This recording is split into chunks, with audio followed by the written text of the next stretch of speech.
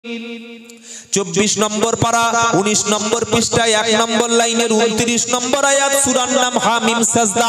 এক শ্রেণীর মানুষ কিয়ামতের দিন যখন জাহান্নামে যাবে, বিচার ফয়সালা হয়ে যাওয়ার পরে তারা জাহান্নাম হিসাবে যখন চিহ্নিত হবে, আল্লাহর কাছে বলবে রব্বানা, আয় আল্লাহ, মানুষ এবং জিনদের মধ্য থেকে এক শ্রেণীর মানুষকে আমাদের দেখিয়ে দাও, কারা আমাকে গোমরাহি বানিয়েছে।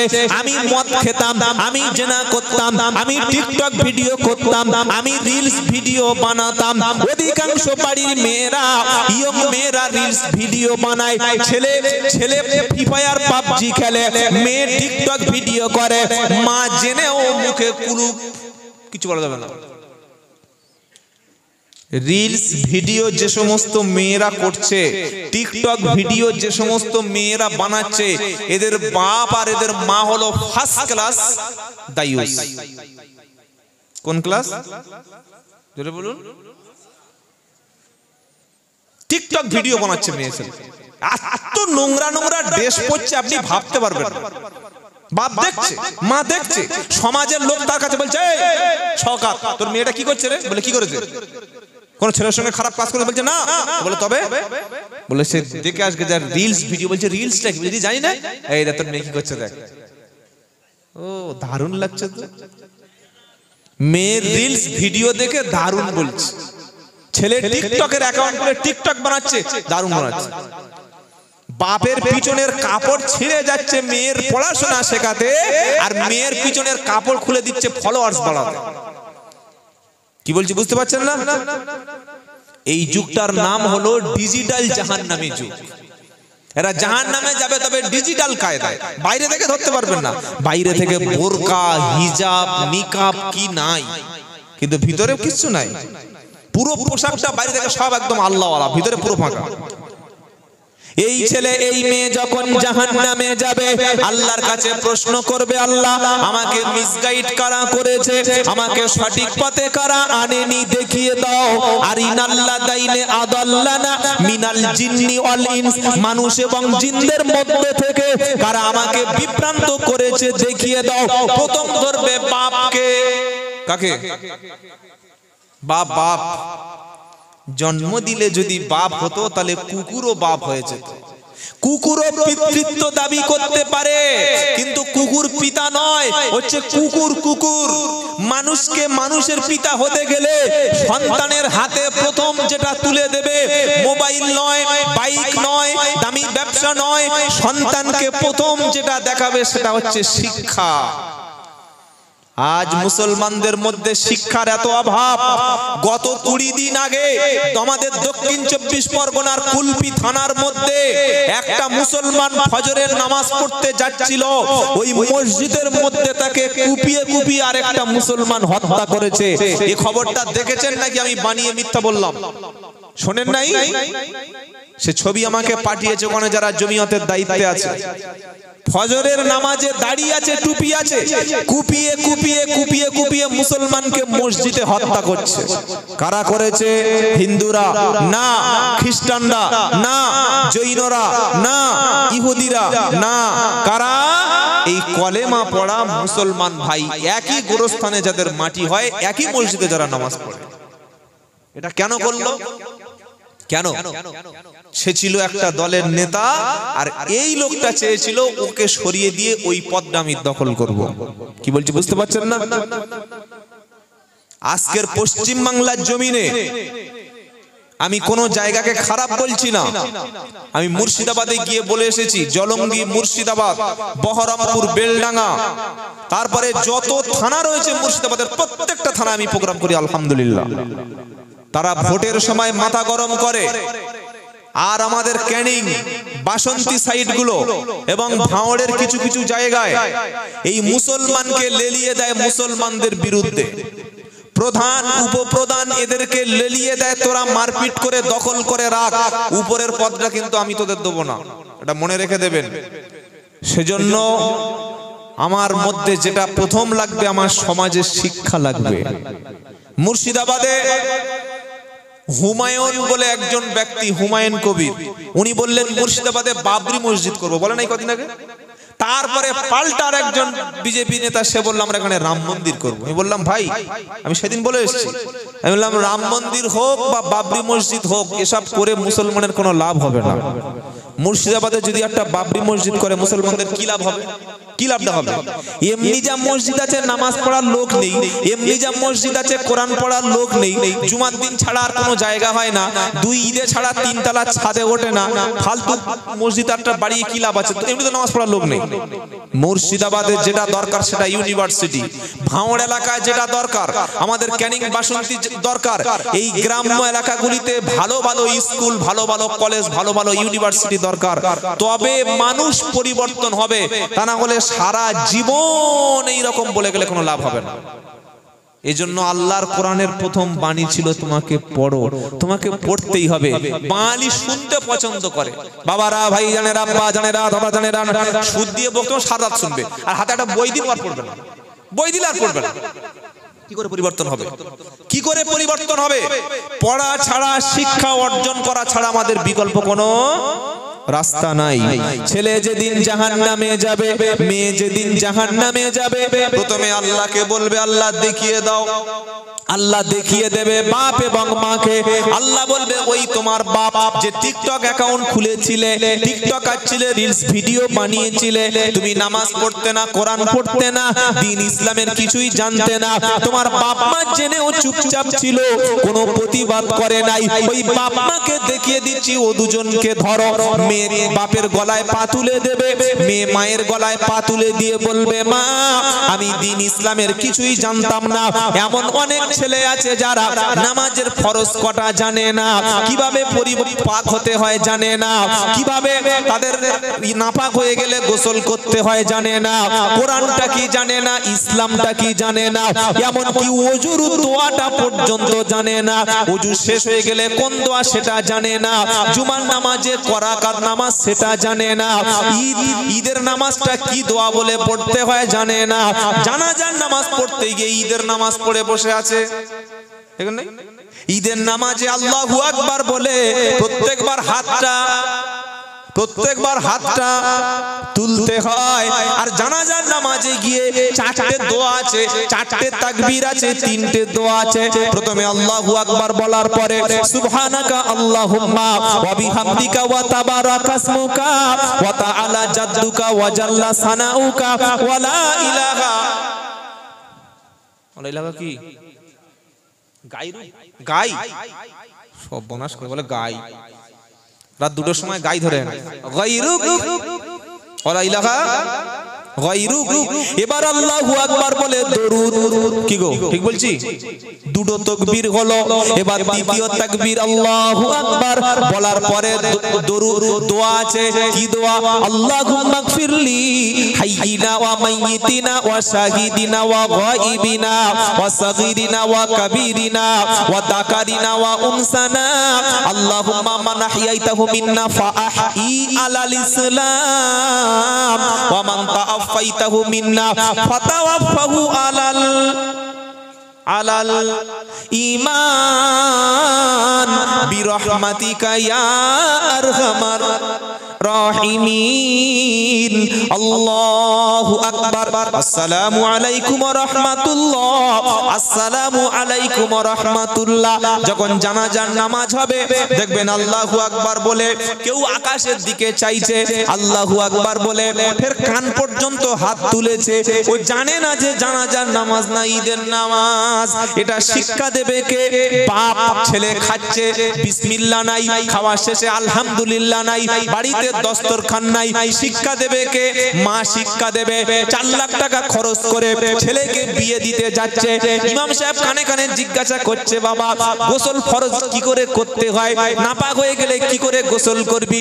বললে হুজুর সে চিন্তা সব আমার আছে, বাসর ঘর থেকে উঠে এসে সোজা নেমে পড়বো বাথরুমে, মাথা থেকে পা পর্যন্ত শাওয়ারের তলায় দাঁড়াবো, ঝর্ণার নিচে পানি দিয়ে ভালো করে গা ধুয়ে নেব, শ্যাম্পু মেখে নেব, সাবান দিয়ে ভালো করে ধুয়ে নেব, ব্যাস পাক।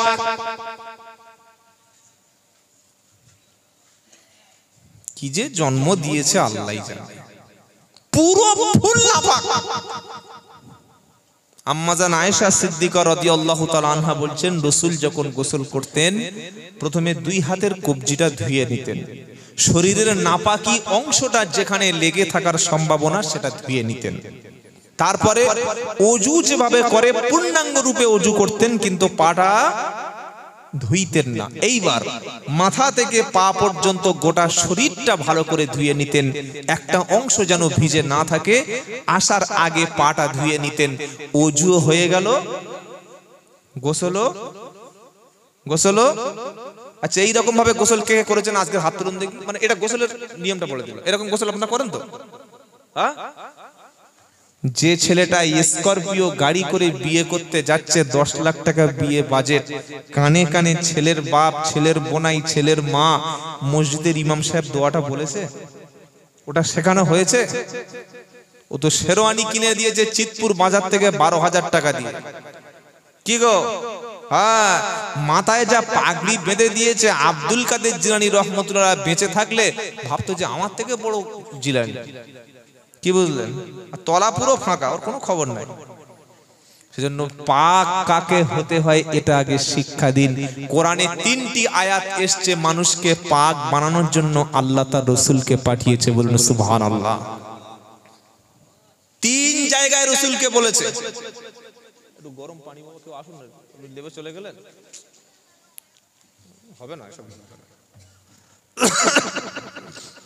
3টি জায়গায় আল্লাহ তার রাসূলকে বলেছেন। রাসূলকে পাঠানোর উদ্দেশ্য 4টি। কটা?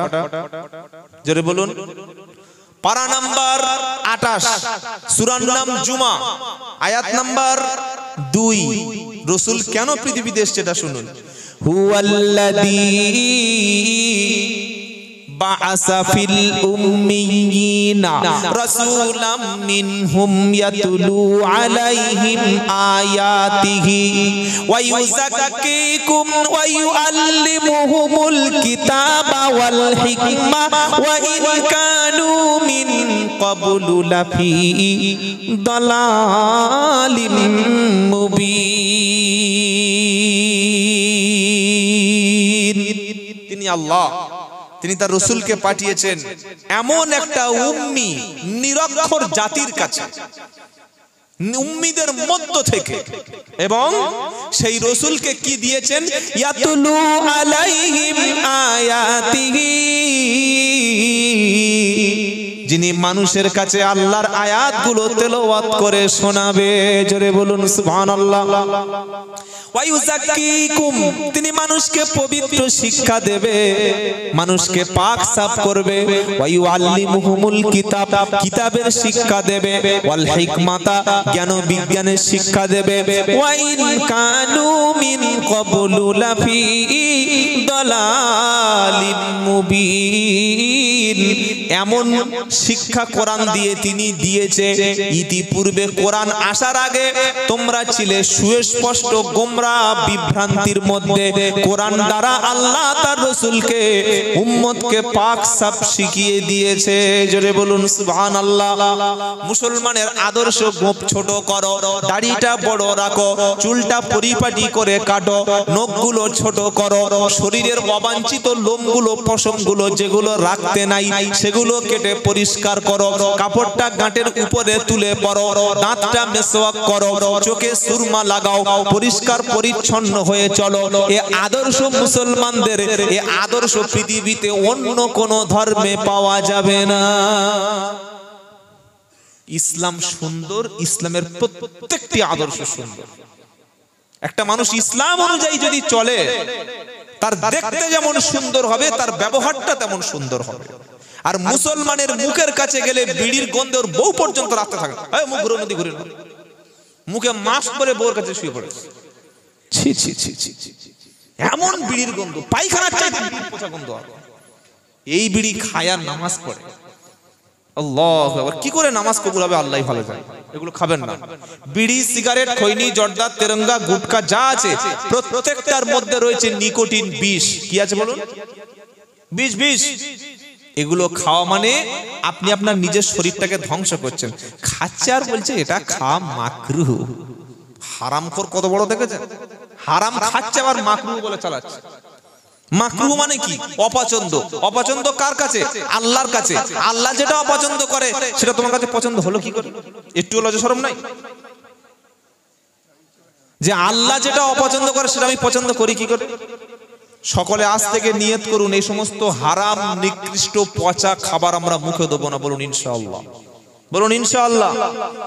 আর যদি দেখেন এলাকায় মদখোর, গাঁজাখোর, এলাকায় নেশার উপদ্রব বেড়েছে, এই মসজিদ কমিটি সহকারে এলাকায় একটা নতুন কমিটি তৈরি করবেন ইয়ংদের দ্বারায়। সেই কমিটির কাজ হবে এলাকার মধ্যে কোনো ছেলেকে নেশা অবস্থায় ঘুরতে দেওয়া যাবে না, নেশা করতেই দেওয়া যাবে না। এমন একটা কমিটি তৈরি হবে যে কমিটির কাজ হলো মসজিদ মহল্লাটা কন্ট্রোল করবে। তো দেখি আর একবার তাকবীর দেন, নারাই তাকবীর। সমাধান চাও যদি জীবনে মরণে, ফিরে যাও খুঁজে নাও চোখ রাখো কোরআনে। সমাধান চাও যদি জীবনে মরণে, ফিরে যাও খুঁজে নাও চোখ রাখো কোরআনে। তবে পাবে সুখ শান্তির ঠিকানা, তবে পাবে সুখ শান্তির ঠিকানা, যদি মেনে নাও তুমি মনে প্রাণে। সমাধান চাও যদি জীবনে মরণে, ফিরে যাও খুঁজে নাও চোখ রাখো কোরআনে। নারাই তাকবীর। এ তো চির অম্লান চির মুক্তির ডাক, এ যে মহাবাণী খোদারি কালামি পাক। এ তো চির অম্লান চির মুক্তির ডাক, এ যে মহাবাণী খোদারি কালামি পাক। এই দুনিয়া আর সেই দুনিয়া, মুক্তি পাবে তুমি দু জাহানে। সমাধান চাও যদি জীবনে মরণে, ফিরে যাও খুঁজে নাও চোখ রাখো কোরআনে।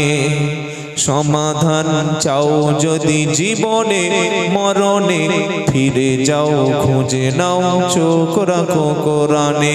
তবে পাবে সুখ শান্তির ঠিকানা, তবে পাবে সুখ শান্তির ঠিকানা, যদি মেনে নাও তুমি মনে প্রাণে।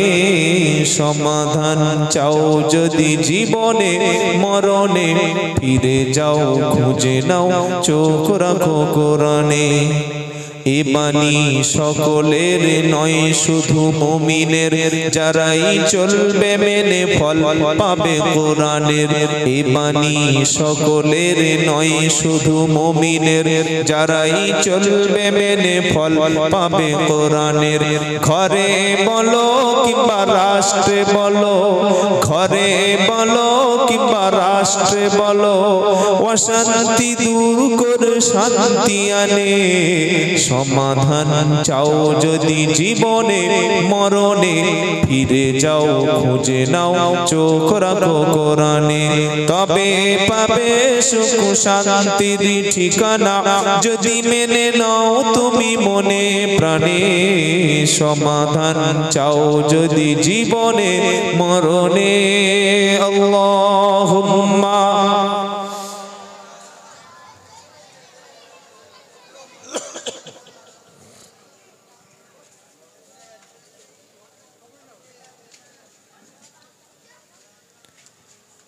আলহামদুলিল্লাহ। সন্ধ্যা থেকে যা ওয়াজ হয়েছে, আর কিছু বলতে হয় বলে মনে হচ্ছে? কি গো, ফের বলছে জি। এত ধুয়ে গেল ফের বলতে হবে? মানে মুসলমান জাতটা এরকম, সকালে গোসল করে ফের দুপুরে পুকুরে নামছে। পরিবর্তন আমাদের জীবনে আসা খুব কঠিন। ওই সাউন্ড অপারেটর আপনি ইকোটা একটু হালকা বাড়িয়ে রাখবেন না, ইকোটা কাটবেন না।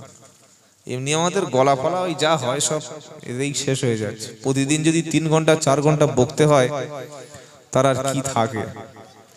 তো যাই হোক, আমরা যারা এসেছি, যারা বসেছি, কার কার নিয়ত আছে জলসা শুনে নামাজ পড়বে একটু হাত তুলুন তো দেখি বাবা।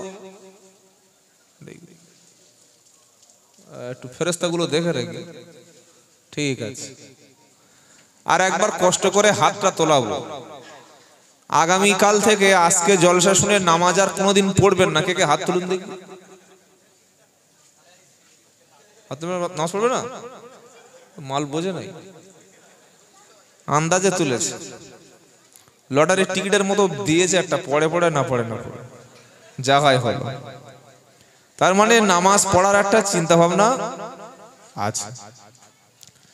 আপনারা কি এটা কি জানেন যে নামাজ পড়েও লোক জাহান্নামে যাবে? জানেন না? এই দেখো, শোনেননি? শুনেছেন?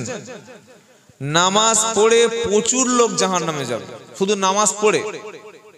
শুধু উল্টো কথা বলছেন নাকি? আমার কথা নয়, এটা আল্লাহর কথা।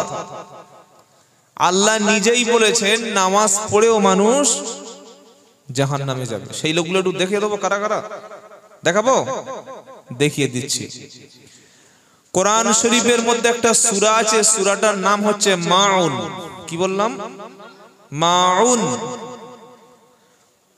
শেষের যে 10টা পারা সূরা আছে, 30 পারায় একটা সূরার নাম হচ্ছে সূরাতুল ফিল, মানে হাতির নামে সূরা। কার নামে? জোরে বলুন। হাতি। হাতি দেখেছেন? হাতির নামে আল্লাহ কোরআনে একটা সূরা রেখেছে, ওই সূরার নাম হলো সূরাতুল ফিল। বাস বাস, এই সাউন্ডটা, আর কিছু করতে, এই সাউন্ডটাই থাক। এই যে আলাম তারা বলি আমরা, আলাম তারা কাইফা ফাআলা রাব্বুকা বিআসহাবিল ফিল। এই যে ফিল, ফিলুন মানে কি? কথা বলেন। ফিল মানে হাতি। হাতির নামে আল্লাহ একটা সূরা দিয়েছে। মাকড়সার নামে একটা সূরা আছে, মাকড়সা। মাকড়সা দেখেছেন? দেখেন নাই? সবচাইতে দুর্বল ঘর যে প্রাণীটার, তার নাম হচ্ছে মাকড়সা। আল্লাহ বলছেন আল্লাযীনা তাখাযু মাসালুল্লাযীনা তাখাযু মিন দুনিহি আউলিয়া কামাসালিল আনকাবুত ইত্তাখাযাত বাইতা। সূরা আনকাবুতে আছে।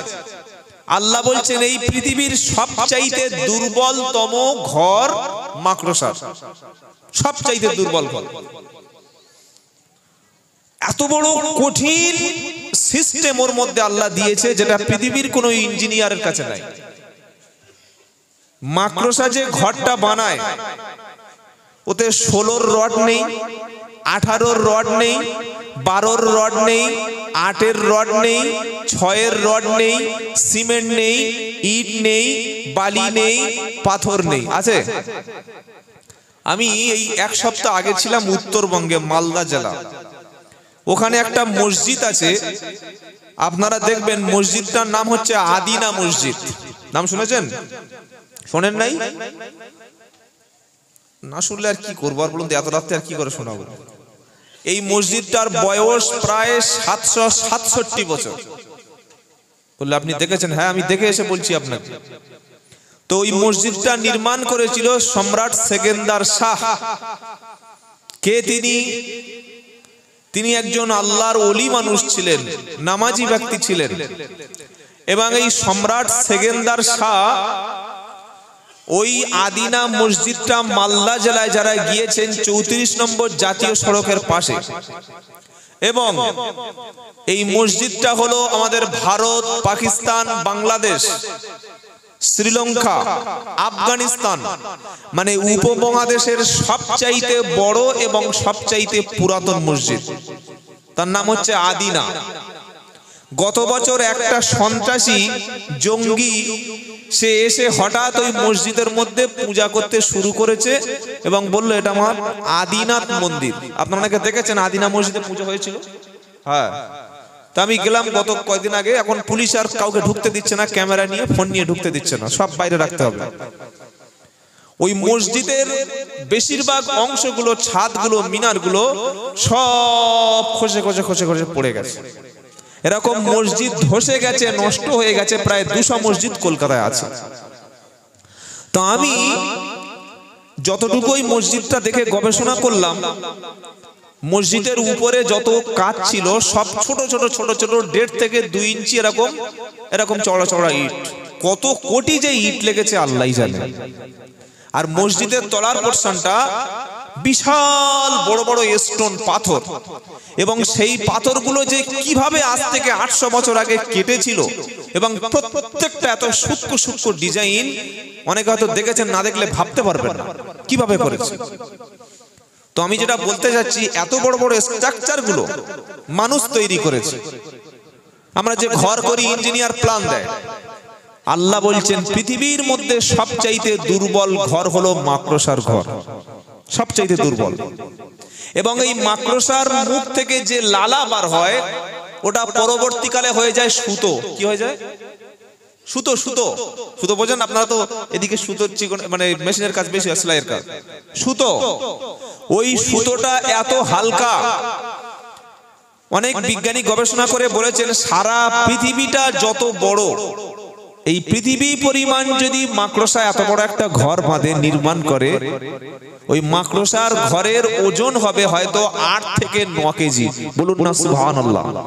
কত দুর্বল মাকড়সা বাসা বাঁধে, ঠিক ওর ঘরের মধ্যে এরকম মাপ কেটে খোপ কেটে প্রত্যেকটার সাইজ এবং ফিতে দিয়ে, যেন ফিতে মেপে দিয়ে যেন ঘর করেছে।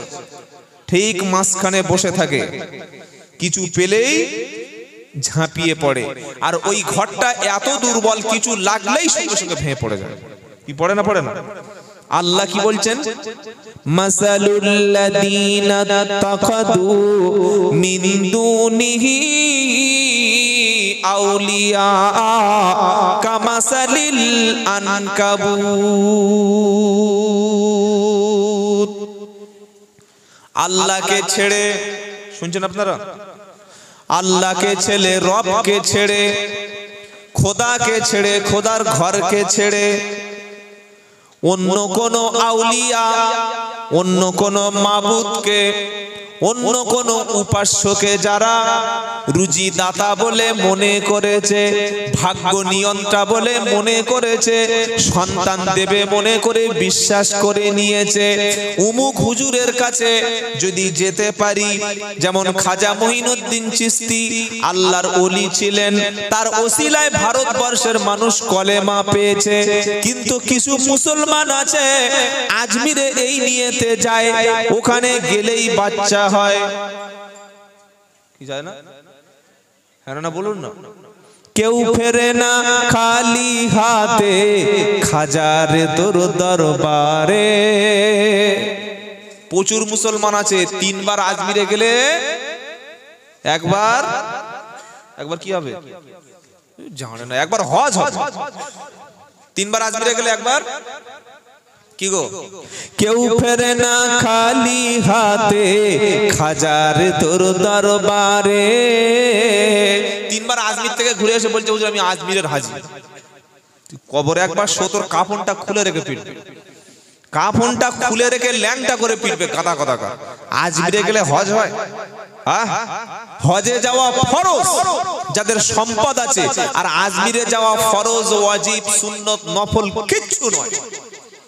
নিজের বাপের কবর জিয়ারত করে না, এই হারামখোর বউকে নিয়ে আজমিরে যাচ্ছে, ওখানে চাদর দিচ্ছে, ওখানে মান্নত করছে, আজমিরের হাঁড়িতে টাকা দিচ্ছে, আর নিজের মসজিদে কোনোদিন টাকা দেয় না। কত বড় নাফরমান বুঝতে পারছেন না? কি গো? তো আল্লাহ কি বলছে? আল্লাহকে ছেড়ে অন্য কোন মাবুদকে, উপাস্যকে যারা মাবুদ বলে মনে করেছে, তাদের অবস্থাটা ঠিক ওই রকম। কি রকম? যেমন মাকড়সার ঘর। কি গো? মাকড়সা যেমন দুর্বল, তার ঘরটা যেমন দুর্বল। আল্লাহকে ছেড়ে অন্য কোন মাবুদ, উপাস্য, অন্য কোন কাউকে ধরে নিয়েছো যে আমার জীবনে উনি ভালো করবে, আমার জীবনে উনি জীবনে চাকরি এনে দেবে, আমার সম্পত্তি লাভ করে দেবে, ওনার দোয়া আমার হাতে থাকলে আমার মৃত্যু পর্যন্ত হবে না। হ্যাঁ, প্রচুর মুসলমান আছে গলায় এত বড় মালদি নিয়ে ঘুরছে, এত বড় মালদি। ভাই এটা কিসের মালদি? বলে এই মালদিটা আমার হুজুর দিয়েছে, এই মালদিটা গলায় থাকলে আমার আর কোনোদিন রোড অ্যাক্সিডেন্ট হবে না। বাহ, খুব ভালো বুদ্ধি। এই বুদ্ধি কবে থেকে দিয়েছে? বলে না, উনি বলে বিক্রি করছে। এইসব ধান্দাবাজি বন্ধ করুন। আল্লাহর কসম করে বলছি, কোরআনটাকে তাবিজ বানানোর কিতাব নয়। একজন সাহাবা তাবিজের ব্যবসা করেনি। সাহাবারা কি করতেন? ঝাড়ফুঁক করতেন। আমরা সত্যটা বলতে ভয় পাই কেন? সত্য কথা বললে যদি আমার তাবিজের ব্যবসাটা বন্ধ হয়ে যায়। কি গো শুনছেন? কোরআন পড়ার জিনিস, কোরআন তেলাওয়াত করার জিনিস, কোরআন হুকুম মানার জিনিস, কোরআনটাকে আমল করার জিনিস, কোরআন গলায় ঝুলানোর জিনিস না। তাই মাকড়সার নামে একটা সূরা দিলেন, ওদিকে হাতির নামে একটা সূরা।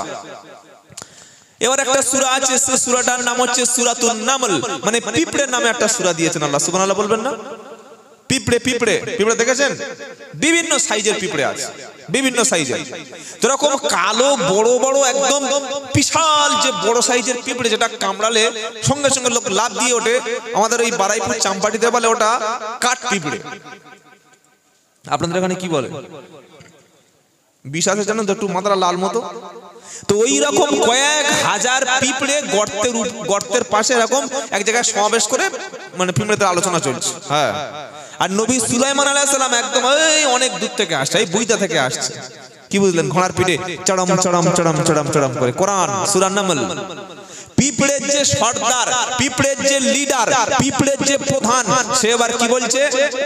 ইয়া আইয়ুহান নামলু দুখুলু মাসাকিনাকুম, বলছে ও ছোট ছোট পিঁপড়েরা সব তোমরা গর্তের মধ্যে প্রবেশ করো। ইয়া আইয়ুহান নামলু দুখুলু, ও ছোট ছোট পিঁপড়েরা প্রত্যেকে তোমরা নিজেদের গর্তের মধ্যে প্রবেশ করো। কেন? সুলাইমান আলাইহিস সালাম আসবেন ঘোড়ায় চড়ে, যদি তোমাদের পিঠের উপরে যদি ঘোড়াটা ছড়িয়ে দেয়, পিঁপড়ে থাকবে? কি গো ওটা বলছে। নবী সুলাইমান আসলেন, এসে ঘোড়া থেকে নামলেন, আর পিঁপড়েটা হাতে তুলে নিয়েছে। নবীদের পিঁপড়ে কামড়াবে নাকি? কি গো? উনি তুলে নিয়ে হাসলেন। কোরআন ফাতাবাসসামা দাহিকাম মিন কাউলিহা, নবী সুলাইমান আলাইহিস সালাম পিঁপড়েটা হাতে তুলে নিয়ে একটু হাসলেন, আর সাথে সাথে আল্লাহর প্রশংসা করলেন। বললেন রব্বানা, আমি যে পিঁপড়ের ভাষা বুঝতে পেরেছি এর জন্য আপনার শুকরিয়া। জোরে বলুন সুবহানাল্লাহ। যারা স্পোকেন ইংলিশ করেছেন, ইংলিশ কথা বলতে পারেন, শুকরিয়া হলো আল্লাহর। যারা আরবি কথা বলতে পারেন, শুকরিয়া আল্লাহর। যারা ফার্সি কথা বলতে পারে, শুকরিয়া আল্লাহর। হিন্দি বলতে পারে, শুকরিয়া আল্লাহর। সমস্ত ভাষা সৃষ্টি করেছেন আল্লাহ, আর ভাষারও স্রষ্টা হলেন আল্লাহ। তাই সুলাইমান আলাইহিস সালাম পিঁপড়েটা হাতে তুলে নিয়ে আল্লাহর প্রশংসা করলেন। আল্লাহ, আমি যে পিঁপড়ের ভাষা বুঝতে পেরেছি এর জন্য কোনো অহংকার না, এর জন্য আপনার শুকরিয়া আদায় করলাম। জ্ঞান অর্জন করলে, জ্ঞানী হলে তার মধ্যে একটা আলাদা ভদ্রতা পাওয়া যায়। কি বুঝলেন? জ্ঞানী মানুষ সব জায়গায় সব রকম কথা বলে না। জ্ঞানী মানুষ মানুষকে অপমান করে না। জ্ঞান মানুষকে বিনয় বিনম্রতা করে। জ্ঞান মানুষকে মাথা নিচু করে দেয়। জ্ঞান মানুষকে ছোট বানিয়ে দেয়। জ্ঞান মানুষকে ভদ্রতা বানিয়ে দেয়। জ্ঞান মানুষের মধ্যে ডিসিপ্লিন এনে দেয়। আজকের মুসলমানদের মধ্যে সবচাইতে সমস্যা, যে রোগটা আমাদের বেশি, সেই রোগটা ক্যান্সার না, সেই রোগেরটা ডেঙ্গু না, সেই রোগটা ম্যালেরিয়া না, সেই রোগটা কোনো চর্মরোগ না। ওই রোগটার নাম হচ্ছে অশিক্ষা, কুশিক্ষা। ওই রোগটার নাম হচ্ছে নিরক্ষর। আজকের পশ্চিম বাংলা আপনি ঘুরুন, মসজিদ করছে 30 লাখ টাকা, মাদ্রাসা লক্ষ লক্ষ টাকা খরচ করছে, অথচ সেই মসজিদের মধ্যে অধিকাংশ মসজিদে মক্তব নাই। অধিকাংশ মক্তবের মধ্যে, সেই মহল্লার মধ্যে ছেলেরা কোরআন জানে না। যতদিন বাচ্চারা কোরআন শিখবে না, ততদিন আপনাকে এই জলসা দিয়ে যেতেই হবে, যেতেই হবে, যেতেই হবে। কেউ 15 নেবে, কেউ 18 নেবে, কেউ 20 নেবে, কেউ 20 নেবে। আর আমরা বক্তারা হচ্ছে কসাই, যেখানে যেমন নরম মাংস সেখানে তত ছুরিটা বসাই। কি বলছেন? কোন বক্তার রেট 30,000, কোন বক্তার রেট 25,000, কোন বক্তার রেট 60,000, কোন বক্তার রেট 20,000। টাকার কোনো শেষ নাই। কথা বলছি, বুঝতে পারছেন না? আল্লাহ মাফ করুক। আর কি বলবো বলুন? এখন আমাদের বাজার চলছে, যে যত পয়সা চেয়ে নিতে পারে। আমি আব্দুল্লাহ জুবায়ের আপনাদের বলে যাচ্ছি, শুনুন।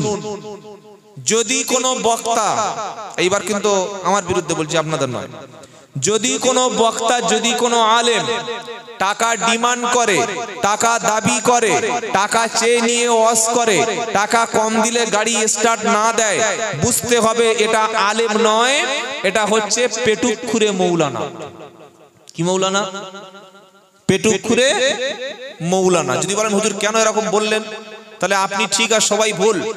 আল্লাহর নবী সাল্লাল্লাহু আলাইহি ওয়াসাল্লাম কোরআনের প্রচার করেছিলেন, সাহাবায়ে কেরাম দাওয়াত দিতে গেছেন, ইমামে আজম আবু হানিফা, ইমাম শাফি, ইমাম হাম্বল, ইমাম মালিক কোরআনের দাওয়াত দিতে গিয়েছেন, সাহাবারা শহীদ হয়েছেন, কারোর ফাঁসি হয়েছে, কারো তীরবিদ্ধ হয়েছে। ইমাম আজম আবু হানিফার মৃত্যুটা জেলখানায় বিষ মিশিয়ে খাইয়ে শহীদ করা হয়েছে। ইমাম হাম্বল রহমতুল্লাহ আলাইহি মারতে মারতে দুটো হাত একদম ডিসকানেক্টেড করে দিয়েছে। ইমাম মালিক রহমতুল্লাহ আলাইহি জেলখানায় চাবুক মারা হয়েছে। ইমাম বুখারী রহমতুল্লাহ আলাইহি কোরআনের প্রচার সত্য কথা বলার জন্য তাকে স্থানান্তরিত হয়ে তাকে দেশ ত্যাগ করতে হয়েছে। আর বর্তমান যুগে দেখবেন বাংলাদেশে যত হাক্কানি ওলামায়ে কেরাম ছিলেন প্রত্যেকের জেল খাটতে হয়েছে, বেশিরভাগ ফাঁসি পর্যন্ত হয়ে গেছে। কি বলছি বুঝতে পারছেন না?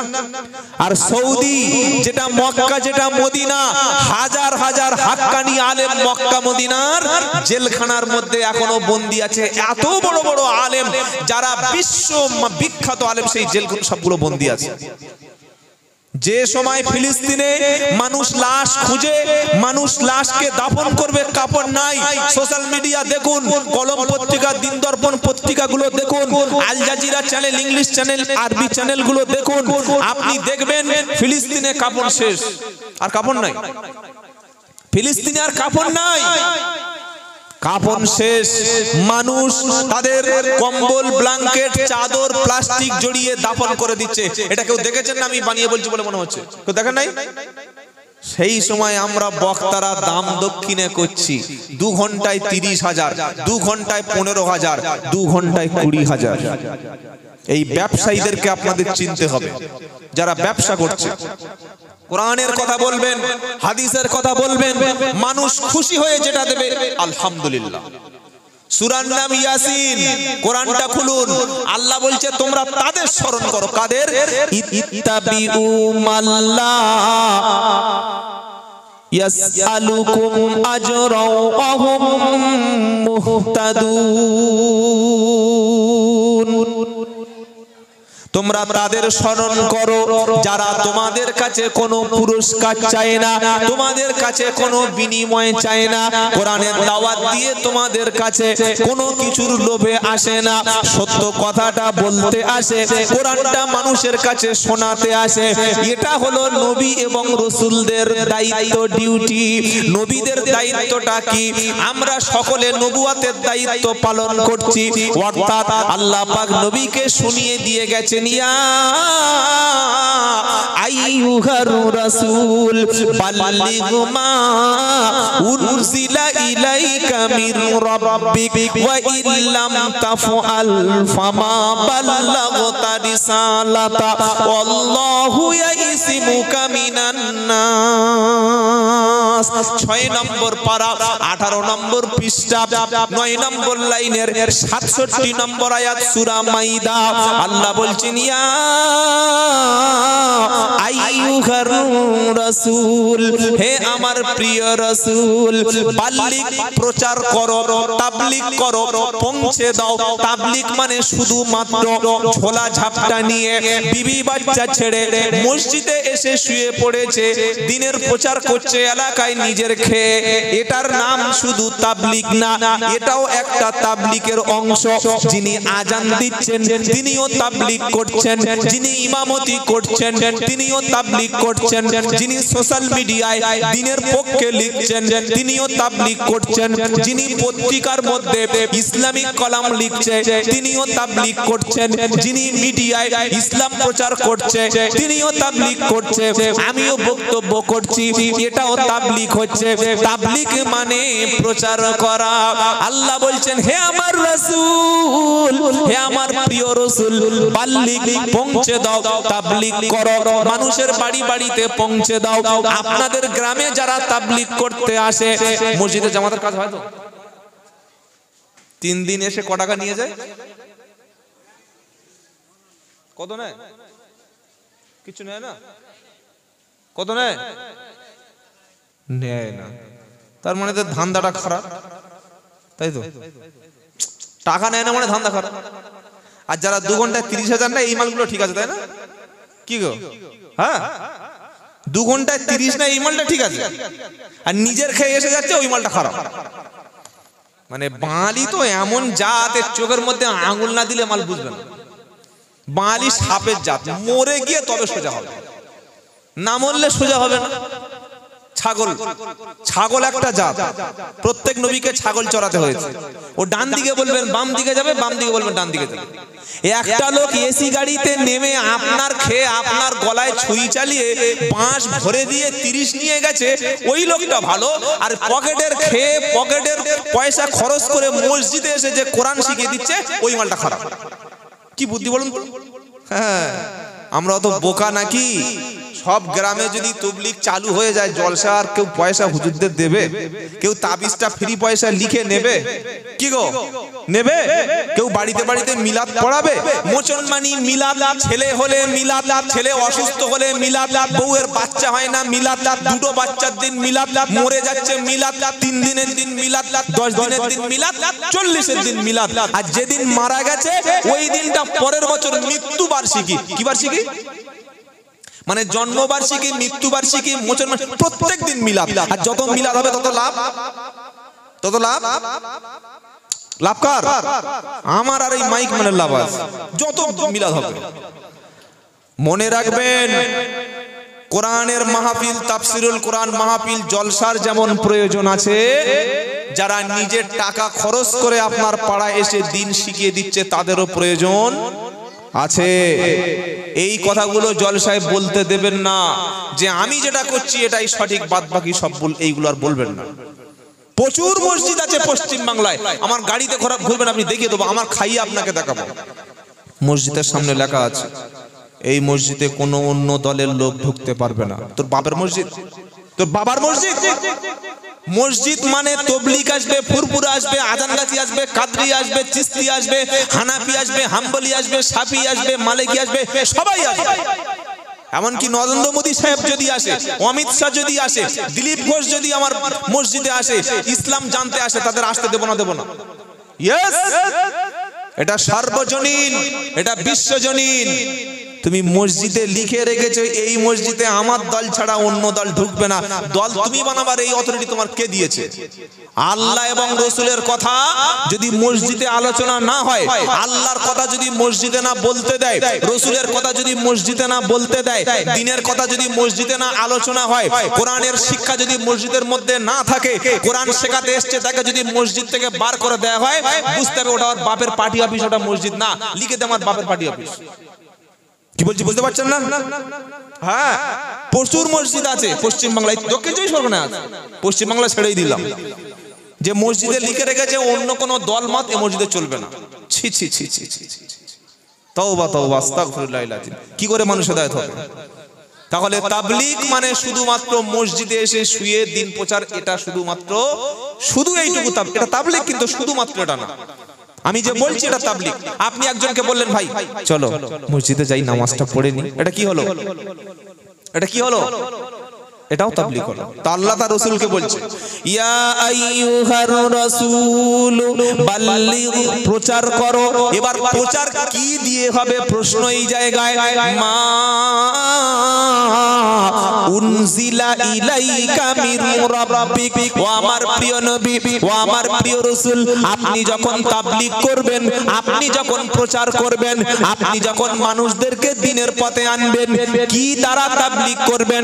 বাপের ঘটনা বলবেন না, দাদুর ঘটনা বলবেন, নানার ঘটনা বলবেন না, নানির ঘটনা বলবেন না, নিজের লেখা বই থেকে তাবলীগ হবে? কি দিয়ে তাবলীগ হবে?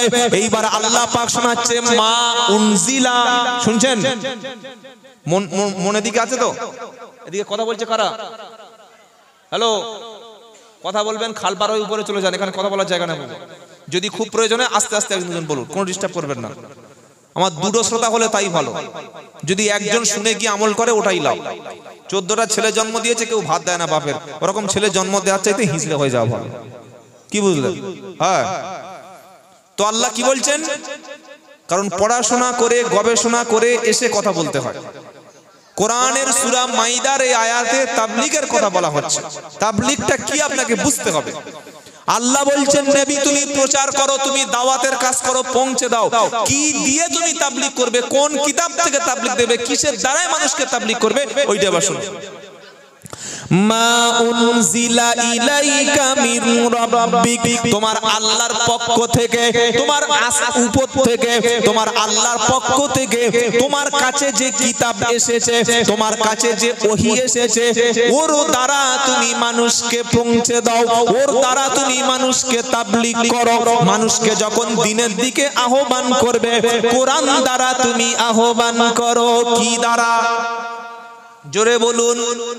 তাবলীগ হবে কোরআন দিয়ে, ওয়াজ হবে কোরআন দিয়ে, বক্তব্য হবে কোরআন দিয়ে, মানুষকে হেদায়েতের পথে আনতে হবে কোরআন দিয়ে। বললে হুজুর এখানে তো কোরআন লেখা নেই, আরো ডাইরেক্ট কোথায় আছে? এবার চলুন, ফাযাক্কির বিল কুরআনি মাইয়াখাফু ওয়াঈদ, 26 পারা 19 পৃষ্ঠা 11 নম্বর লাইনের 28 নম্বর আয়াত। সূরার নাম হলো সূরা কফ। এই সূরা কফের শেষ আয়াতে আল্লাহ বলছে ফাযাক্কির বিল কুরআনি মাইয়াখাফু ওয়াঈদ। হে আমার প্রিয় নবী, আপনি কোরআন দ্বারা মানুষকে উপদেশ দিন, কোরআন দ্বারা মানুষকে বুঝিয়ে দিন, কোরআন দ্বারা মানুষের কাছে বার্তাটা পৌঁছে দিন। যারা আমার দিকে ভয় করে, যারা আমার দিকে সন্ত্রস্ত, কোরআন দ্বারা তাদের কাছে বক্তব্য করুন। জোরে বলুন সুবহানাল্লাহ। এবার তাবলীগ যারা করবে, দাওয়াত যারা দেবে, কোরআন দ্বারা দাওয়াত দেবে, তারা মানুষদেরকে কোন দিকে আসতে বলবে? আমার দরবারের দিকে, আমার বাবার দিকে, আমার মায়ের দিকে, আমার পীর সাহেবের দিকে, আমার আমির সাহেবের দিকে, আমার হুজুরের দিকে। কিসের দিকে মানুষকে তারা আকৃষ্ট করবে? দাওয়াত যখন কাউকে দেব, ওয়াজ যখন করব, নসিহত যখন করব, বক্তব্য যখন করব, কোন দিকে মানুষকে ডাকতে হবে এটা আল্লাহ বলে দিয়েছে। আমরা তো মানুষকে ডাকি দলের দিকে। কি গো, প্রত্যেক বক্তা নিজের দলের প্রচার করছে, দেখেছেন? সব বক্তা যে আসে, বাবা আমার দলে চলো, আমার দলটা ঠিক, হ্যাঁ আমার দলটাই খাঁটি, আমার দলটাই জান্নাতি, সব নিজেদের নামে একটা করে দল খুলে রেখেছে। যে যার মতো দল খুলে রেখেছে একটা করে। ইসলামটাকে টুকরো করে করে করে প্রত্যেক এলাকায় একটা একটা করে দল খুলে রেখেছে। আর আল্লাহ বলছেন আপনি যে কোরআন দ্বারা মানুষকে দাওয়াত দেবেন, কোরআন দ্বারা ওয়াজ করবেন, কোরআন দ্বারা তাবলীগ করবেন, এবার আপনি যখন মানুষকে ডাকবেন কোন দিকে? নিজের বাবার দিকে, দাদার দিকে, আমার হুজুরের দিকে, আমার পীর সাহেবের দিকে, আমার আমির সাহেবের দিকে, আমার শায়েখের দিকে, না আমার দরবারের দিকে, না আমার ওই কোন দিকে তুমি মানুষকে ডাকবে? ওটা আল্লাহ বলে দিয়েছে। শুনবেন, উদউ ইলা সাবিলি রাব্বিকা বিল হিকমাতি ওয়াল মাউইজাতিল হাসানা ওয়াজাদিলহুম বিল্লাতি হিয়া আহসান ইন্না রাব্বাকা হুয়া আলামু বিমান যাল্লা আন সাবিলিহি ওয়া হুয়া আলামু বিল মুহতাদিন। 14 পারা 20 পৃষ্ঠা 11 নম্বর লাইন 125 নম্বর আয়াত, সূরার নাম নাহাল। উদউ ইলা সাবিলি রাব্বিকা বিল হিকমাতি ওয়াল মাউইজাতিল হাসানা। জোরে বলুন না সুবহানাল্লাহ। কি সুন্দর করে আল্লাহ বোঝাচ্ছে বান্দার, এর পরে না বুঝলে আর কিছু করার নেই। উদউ ইলা সাবিলি রাব্বিকা বিল হিকমাতি ওয়াল মাউইজাতিল হাসানা ওয়াজাদিলহুম বিল্লাতি হিয়া আহসান ইন্না রাব্বাকা হুয়া আলামু বিমা যাল্লা আন সাবিলিহি ওয়া হুয়া আলামু বিল মুহতাদিন। উদউ ডাকো, ডেকে আনো, দাওয়াত দাও, ইলা সাবিলি আমার রাস্তার দিকে, আমার বলতে কে? রাব্বিকা তোমার রব, আল্লাহর দিকে দাওয়াত দাও। জোরে বলুন। আমার বাবার কবরের শো তোমার কবর আযাব মাফ হয়ে যাবে, আমার বাবার হাতে হাত দিয়ে তুমি মুরিদ বনে যাও, জান্নাতে চলে যাবে, এটা দাওয়াত? বলো হুজুর এসেছে 30,000 টাকা দাওয়াত দিচ্ছে, বলছে বাবা আমার দলটাই সঠিক। আপনি এইটা কেন বলতে পারছেন না যে ইসলামটাই সঠিক, রসুলটাই সঠিক, রসুলের সুন্নাতটাই সঠিক? কি বলছি বুঝতে পারছেন না? আল্লাহ আমাদের সঠিকটা বোঝাতে কষ্ট হচ্ছে না তো বাবা? অসুবিধা হচ্ছে না তো? দাওয়াত যখন দিতে হবে আল্লাহর রাস্তার দিকে, এটা আল্লাহই বলে দিয়েছে। হে নবী, যখন তুমি দাওয়াত দেবে এক আল্লাহর দিকে দাওয়াত দেবে। কিভাবে তুমি দাওয়াত দেবে? মারপিট করে, হাঙ্গামা করে, কানে থাপ্পড় মেরে, পিঠের চামড়া তুলে দিয়ে, দেয়ালে মাথা ঠুকে দিয়ে, গুলি করে, বোম মেরে, প্রেসার ক্রিয়েট করে, এটা দাওয়াতের সিস্টেম না। শুনছেন? দাওয়াতের সিস্টেম শুনেন। বিল হিকমাতি ওয়াল মাউইজাতিল হাসানা, বিল হিকমাতি ওয়াল মাউইজাতিল হাসানা, তুমি হিকমতের সঙ্গে, জ্ঞান বিজ্ঞানের সাথে যুক্তি সহকারে মানুষকে বোঝাবে। ওয়াল মাউইজাতিল হাসানা, আর উত্তম ওয়াজ নসিহত করে, উত্তম উত্তম আদর্শের কথা বলো। ফট করে যদি আমি বলি 1 ওয়াক্ত নামাজ কাজা করলে 2 কোটি 88 বছর জাহান্নাম। ও এখন আসরের সময় রাস্তা থেকে ঘুরছিল, ও মসজিদে এসে বসেছে, বলছে 1 ওয়াক্ত নামাজ কাজা করলে 2 কোটি 88 লক্ষ বছর জাহান্নামে থাকতে হবে। ও আসরের নামাজটা পড়ে নিয়ে জুতো খুলে বাড়ি চলে গিয়ে বলছে মরে গেলে আর নামাজ পড়বো না। কেন ভাই, নামাজ পড়ে কোনো লাভ আছে? আমি 30 বছর নামাজ কাজা করেছি, আর আজকের আসরে প্রথম নামাজি হয়ে গেছি, গিয়ে বলছে 1 ওয়াক্ত নামাজ কাজা করলে 2 কোটি 88 লক্ষ বছর।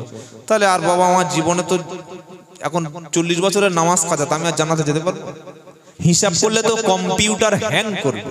সুতরাং দরকার নাই বাবা, যা আছে সেই তো জাহান্নামে যাবো, যেন ভালো করেই যাবো। এটা দাওয়াতের মাধ্যম না। একটা ছেলে মসজিদে এসছে, মাথা টুপি কই, মাথা টুপি কই, এটা বলা ঠিক হয়েছে? কি গো, টুপি না দিলে মাথায় বিনা, যদি কেউ টুপি দিতে ভুলে যায় নামাজ হয়ে যাবে। কিন্তু যদি কোনো মানুষকে ধমক দিয়ে মসজিদ থেকে বার করে দিই, এটা তো সুন্নাহর খেলাফ, এটা রাসূলের আদর্শ না। একটা লোক রাস্তা থেকে যাচ্ছিল, সে কলেজে পরীক্ষা দিয়ে বাড়ি ফিরছে, সে একটা জিন্সের প্যান্ট একটা গেঞ্জি পরে আছে, ব্যাগটা উজুখানায় রেখে মসজিদে ঢুকেছে। সালাম ফিরিয়ে বলছে কার ছেলে রে? বলে সেই আমাদের আশরাফ মোল্লার ছেলে। বলে আশরাফের ছেলে এই শফিকুল? বলে হ্যাঁ। ও আচ্ছা আচ্ছা, ওই সে বাবলুর ভাই বোন? বলে হ্যাঁ। বলে মানুষ না, নামাজ পড়ছে, একটা পাঞ্জাবি নেই, মাথায় টুপি নেই, মুখে দাঁড়িয়ে, এটা মানুষের অবস্থাটা দেখলো না। এই জন্য আল্লাহ বলছেন তুমি যখন দাওয়াত দেবে, যখন মানুষের কলেমা যখন শোনাবে, সব সময় তুমি মানুষের কাছে সুন্দরভাবে ইসলামটা উপস্থাপন করো, সুন্দরভাবে ইসলামের ভালো ভালো জিনিসগুলো তাকে বোঝাও, আদর্শের কথা বলো। আল্লাহর কসম করে বলছি, আল্লাহর নবী যে দাওয়াত দেওয়ার ফলে সারা বিশ্বে পরিবর্তন হয়েছে, নবী কোনোদিন চাপ দিয়ে, প্রেসার দিয়ে কোনো মানুষকে কিন্তু দাওয়াত দেয়নি না, কোনো ধমক দেয়নি। কি করেছেন? আল্লাহর কোরআন শুনিয়েছেন, নবীর আদর্শ, নবীর চরিত্র, নবীর আখলাক দেখে মানুষ ইসলাম গ্রহণ করতে বাধ্য হয়েছে। বলুন সুবহানাল্লাহ। আজকের অনেক স্বামী আছে স্ত্রীকে পর্দা করার জন্য আজে বাজে কথা বলে, স্ত্রীকে নামাজ পড়ানোর জন্য ধমক দেয়, স্ত্রী যদি সংসারে নামাজ কাজা করে তাকে আজে বাজে অসভ্য কথা বলে। এটা কোনো আদর্শবান স্বামীর স্ত্রী না। আদর্শবান স্বামীর কথা এরকম হতে পারে না। আমরা নিজেরা নামাজ পড়বো, নিজেরা তাহাজ্জুদে কাঁদবো, নিজেরা সুন্নাত অনুযায়ী চলবো, নিজেরা আমার বিবির জন্য দোয়া করব, আল্লাহ গো আমার স্ত্রীকে ভালো বানিয়ে দাও, আল্লাহ আমার স্ত্রীকে হেদায়েত করে দাও, আল্লাহ আমার স্ত্রীকে পর্দা নসিনা করে দাও। যখন মাঝে মাঝে সুন্নাত নামাজ বাড়িতে পড়বেন আর দোয়াটা জোরে জোরে করবেন, তখন বউ বলছে আমার নামে দোয়া হচ্ছে গো। কি গো? ও শুনে আস্তে আস্তে ভালো হয়ে যাবে। আর যদি আমরা গিয়ে উল্টো পাল্টা আজে বাজে গালাগালি করি, কুকুরের বাচ্চা, অন্যান্য পশুর বাচ্চা যদি আমার স্ত্রীকে বলি, ওরকম কথা বললে জীবনে হেদায়েত হবে না। আমরা যখন মানুষকে দাওয়াত দেব, মানুষকে আল্লাহর পথে আনবো, সুন্দর সুন্দর কথা বলে, আল্লাহ বলে দিয়েছেন আল মাউইজাতিল হাসানা, উত্তম পদ্ধতি দিয়ে, উত্তম আদর্শ দিয়ে, উত্তম বক্তব্য দিয়ে মানুষকে হেদায়েত করব। বলুন সুবহানাল্লাহ। এই যে জাকির নায়েক নাম শুনেছেন? শোনেন নাই? ডক্টর জাকির নায়েক, যদিও তিনি আমাদের হয়তো অন্য মাযহাবের মানুষ, অন্য মতপথের মানুষ, কিন্তু এই মানুষটা কোনো মাদ্রাসা থেকে ডিগ্রিধারী আলেম নন, বড় সাইকুল হাদিস, বড় মুহাদ্দিস, বড় মুফাসসির, বড় মাওলানা বা এরকম কোনো ডিগ্রি তার নেই। তিনি একজন জেনারেল MBBS ছাত্র, ডাক্তার। কিন্তু মানুষটার মেহনত বা তার কোরআনের যে আল্লাহ এমন একটা তার মধ্যে জ্ঞান দিয়েছেন, তার দ্বারা এমন কিছু কাজ করিয়ে নিয়েছেন যেটা অনেক বড় বড় আলেম দ্বারা আল্লাহ করিয়ে নেন। হাজার হাজার মানুষের মধ্যে ইসলাম সম্পর্কে ভুল ধারণা ভেঙে দিয়েছে। হাজার হাজার অমুসলিম তার হাতে ইসলাম কবুল করেছে। হাজার হাজার খ্রিস্টান দিনের সঠিক পথে ফিরে এসেছে। এই রকম একটা মানুষকে আমাদের দেশের কিছু মৌলবী একসময় বলেছিল জাকির নায়েক কাফের। আপনারা শোনেন নাই? জাকির নায়েককে মানুষ একসময় কাফের বানিয়ে দিয়েছিল। আর কাফের বলেছে কোনো মদখোর, গাঁজাখোর, চুল্লুখোর, বেনামাজি না, আমাদের মতো এক শ্রেণীর হুজুর। তাকে বললে জাকির নায়েক কাফের। বললে কেন কাফের? বললো টাই পরে, প্যান্ট শার্ট পরে। প্যান্ট শার্ট পরলে যদি কাফের হয়, তাহলে সৌদির, কুয়েত, কাতার, জর্ডন, ইরাক, ইরান, মিশর, Palestine, Syria, Afghanistan, Pakistan, Indonesia, Malaysia, যত মুসলিম কান্ট্রির পুলিশ আছে, গোয়েন্দা আছে, সরকারি চাকরিজীবী আছে, তারা সব কাফের। কি বলছি বুঝতে পারছেন না? প্যান্টটা শার্ট পরলে নাকি কাফের। কতটা মুসলমানদের ওলামাদের জ্ঞানটা একটু চিন্তা করুন। ওলামাদের মধ্যে যারা বক্তা, আমাদের না আছে আরবি জ্ঞান, না আছে জেনারেল শিক্ষায় শিক্ষিত, ইসলাম সম্পর্কে ন্যূনতম ধারণা নেই, আর আমাদের সাধারণ কমন সেন্সের অভাব। একজন প্যান্ট শার্ট পরেছে, টাই পরেছে, বলছে জাকির নায়েক কাফের, ইহুদিদের দালাল। তাই ইহুদিদের দালাল যদি হয়, খ্রিস্টানদের দালাল যদি হয়, কোন ইহুদি কোন খ্রিস্টান তার কাছে ইসলাম কবুল করবে? কি বলছেন? এই সমস্ত বিভ্রান্তমূলক কথা বলা যাবে না। আমরা যতটা পারবো মানুষকে ভালো পথে আনবো, বলুন ইনশাআল্লাহ। তাহলে আল্লাহ কি বলছেন? বাল্লিগ মা উনজিলা ইলাইকা মির রাব্বিক, হে নবী তোমার রবের পক্ষ থেকে যে কিতাব এসেছে কোরআন, এই কোরআন দ্বারা তুমি মানুষের কাছে দাওয়াত দাও, মানুষের কাছে পৌঁছে দাও। ওয়া ইল্লাম তাফআল ফামা বাল্লাগতা রিসালাতা, যদি তুমি দাওয়াত কাজ না করো, যদি তুমি মানুষের কাছে দিন প্রচার না করো, ধর্মের প্রচারটা যদি বন্ধ করে দাও, ফামা বাল্লাগতা রিসালাতা, তাহলে রিসালাতের দায়িত্ব তুমি পালন করলে না। এই আয়াত যখন নাজিল হলো, আল্লাহর নবী সাল্লাল্লাহু তাআলা আলাইহি ওয়াসাল্লাম তিনি আর বসে থাকলেন না, মানুষের বাড়িতে বাড়িতে কলেমার প্রচার শুরু করে দিল। যখন কলেমার প্রচার শুরু হলো, মক্কার জমিনে তখন নবীর দুশমন শুরু হয়ে গেল।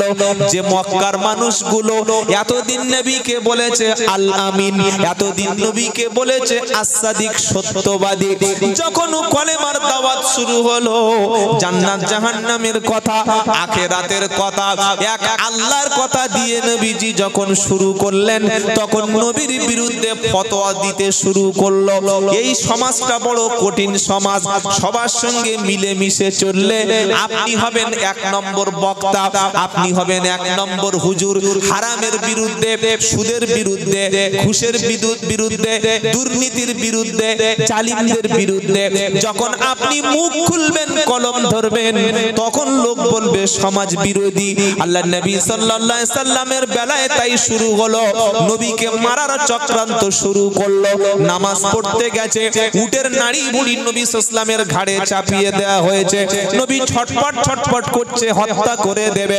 ফাতেমা রাদিয়াল্লাহু আনহা এসে নবীর ঘাড়ের উপর থেকে উটের নাড়ি বুড়ি গুঁড়ো তুলে ফেললো। সেদিন থেকে আল্লাহর নবী সাল্লাল্লাহু আলাইহি সাল্লামকে নবীর চাচা আবু তালেব সব সময় নবীকে বডিগার্ডের মতো হেফাজত করত। যেখানে যেত নবীর সাল্লাল্লাহু আলাইহি সাল্লাম চাচা আবু তালেব সব সময় নবীকে প্রাণপণে বাঁচানোর চেষ্টা করত। নবী যখন মদিনায় চলে গেল, মদিনার আনসারী সাহাবীগুলি নবীর জীবন যাতে বিপন্ন না হয়ে যায়, নবীকে যাতে কাফেররা, মুনাফিকরা, ইহুদিরা কেউ হত্যা করে না দিতে পারে, সেজন্য আল্লাহর নবীর কাছে সব সময় সাহাবারা পাহারাদার থেকে যেতেন।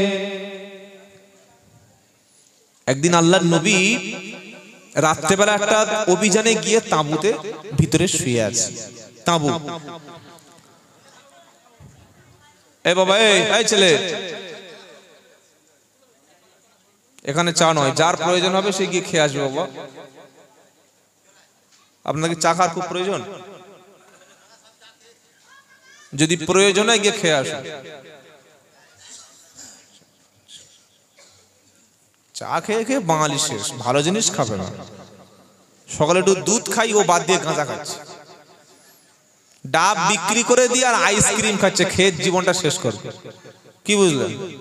বিড়ি খাচ্ছে, বিড়ি ছাড়া মাল পায়খানায় ঢোকে না। ছি ছি ছি ছি। সিগারেট খাচ্ছে, বসে বসে ফুঁক দিচ্ছে। কত রকমের শয়তান আছে দেখেছেন? কুকুর পর্যন্ত সিগারেট খায় না। কুকুর সিগারেট খায়, দেখেছেন? কুকুর সিগারেট খায়।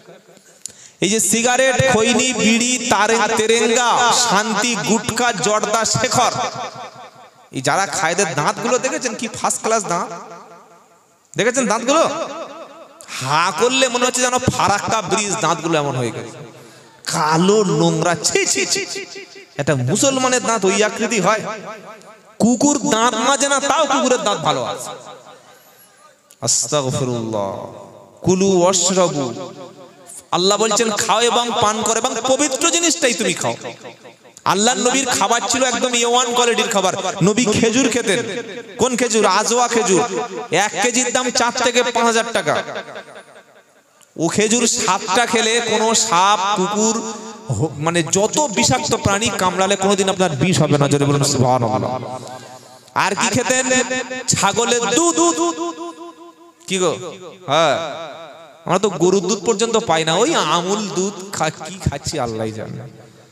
আর কি খেতেন? লাউ, লাউ, কদু। হ্যাঁ, এটা নবী খুব পছন্দ করতেন। রানের মাংস পছন্দ করতেন। আর কি খেতেন? আল্লাহর নবী পছন্দ করতেন মধু, যেটাকে কোরআনে বলা হয়েছে শিফাউল লিন-নাস, হানি, মধু, অত্যন্ত প্রিয় খাবার। এই ভালো জিনিসগুলো খাবেন, তা না হলে সকালবেলা উঠে ঘুম থেকে উঠে একদম হাফ লিটার চা খেয়ে নিয়েছে, বাটি করে চা, এবার বেলা 2টোর সময় ভাত খাচ্ছে। তো বাঙালিদের অভ্যাসই। আর রাত্রেবেলা আল্লাহর নবী সাল্লাল্লাহু আলাইহি ওয়াসাল্লাম এশার নামাজের আগেই দ্রুত খেয়ে নেয়, এটাই উত্তম। এশার নামাজ পড়ে এসে চাটা খেয়ে রাত 12টার সময় খেয়ে বিছানায় শুয়ে, আর যেরকম ঢেকুর উঠছে সেরকম পিছন থেকে হাওয়া ছাড়ছে। কি শীতের রাতে একদম ব্ল্যাঙ্কেট উড়িয়ে দিয়েছে। এই তোমাদের অভ্যাস, ভালো জিনিসটা খাবে। যাই হোক, যেটা শোনাচ্ছিলাম, আল্লাহর নবীর উপরে আয়াত নাজিল হলো যে আপনি পৌঁছে দিন। যদি না পৌঁছে দেন, যদি না কলেমার দাওয়াতটা দেন, তাহলে আপনি রিসালাতের দায়িত্ব পালন করলেন না। সেদিন থেকে নবী শত্রু বেনে গেল। মদিনায় যাওয়ার পরে নবীকে মারার প্ল্যান হলো। আল্লাহর নবীজি সাল্লাল্লাহু আলাইহি সাল্লামের কাছে সব সময় 2-3জন সাহাবারা বডিগার্ডের কাজ করত, সব সময় নবীর পাহারাদার ছিল। একদিন রাত্রে বেলা একটা তাঁবুর মধ্যে বিশ্ব নবী শুয়ে আছে, নবী ঘুম আসছে না। আম্মা জান আয়েশা সিদ্দিকা রাদিয়াল্লাহু তাআলা আনহা বলছে, নবী এত রাতে আপনার ঘুম কেন আসে না? নবীজি বললেন, আমার কেউ যদি পাহারা দেয় খুব ভালো হতো, আমার খুব ভয় লাগছে। এটা বলার পরে আনাস ইবনে মালিক, হযরতে সাদ ইবনে মালিক রাদিয়াল্লাহু তাআলা আনহু, তিনি একটা ভারী অস্ত্র নিয়ে নবীর কাছে ছুটে আসলো।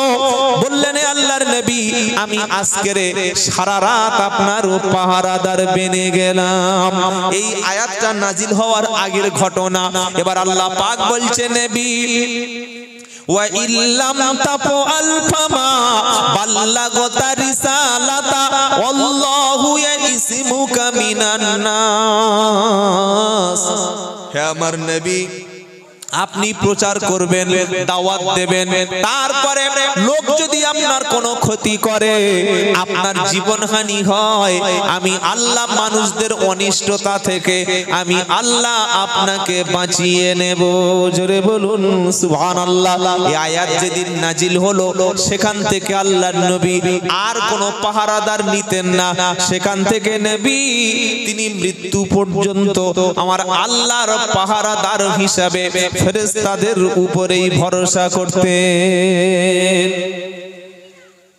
বাবাজিরা, আল্লাহ ভাইরা, জ্ঞানী জনেরা, সুধী মানুষেরা, সেজন্য তাবলীগ একটা পবিত্র মেহনতের নাম। এটাকে আমরা খারাপ লেভেলে নামিয়ে এনে ফেলেছি। আমরা সকলে চেষ্টা করব আগে আমার ঘরের মধ্যে দিন পৌঁছেছে কিনা এই চিন্তাটা করা।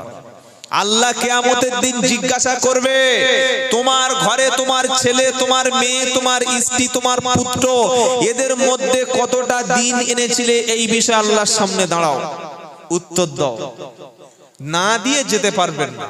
যারা ছেলেটাকে নামাজি বানাননি, মেয়েটাকে পর্দার মধ্যে আনতে পারেননি, ছেলেটাকে ধর্মীয় শিক্ষা দেননি, তাকে আদব কায়দা শিক্ষা দেননি, আল্লাহ রসুল দিন ইসলাম চিনিয়ে দেননি, এই ছেলে, এই মেয়ে, এই স্ত্রী, এই পুত্র আপনার গলার উপরে পা তুলে দিয়ে মারিয়ে পদপিষ্ট করে জাহান্নামে চলে যাবে। এটা বানিয়ে বললাম, তাই তো? এটা বানালাম, তাই না বাবা? বানানো কথা চলে। ওয়াকালাল্লাযীনা কাফারু রাব্বানা আরিনাল্লাযাইনি আদাল্লানা মিনাল জিন্নি ওয়াল ইনস নাজআলহুমা তাহতা আকদামিনা লিয়াকুনা মিনাল আসফালিন।